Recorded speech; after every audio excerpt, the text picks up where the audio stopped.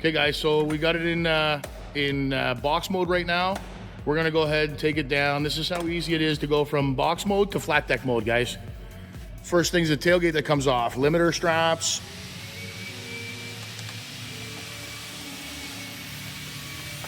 Okay, then we just pop it out. It's a toolless removal on the tailgate. Nice and easy, see guys? That's the first piece. Next piece, we're going to the sides. At the back, clip number 1. And at the front, check out this, guys. You got to do this piece as well. You got to just release it from the front. Then it slides back and up out of the guide holes. Nice and easy, fellas. Okay, same thing on this side. Back pin, front pin, slide it back, up and out, guys. We're almost there. She's almost in flat deck mode. Look at her. The last thing is the front piece. Now, this is not a toolless removal. There's 6 Torx head screws that go in. So it's not toolless, but it is pretty easy.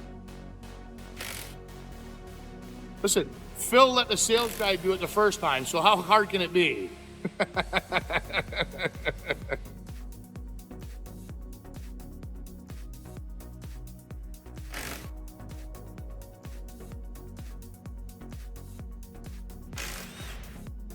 Number 5, number 6.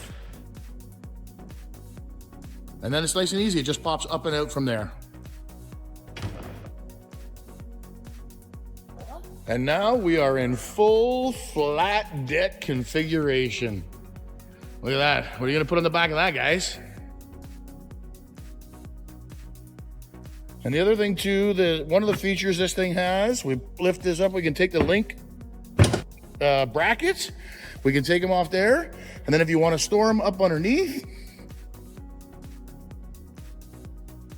you can actually just store them right here, up and out of the way for safekeeping.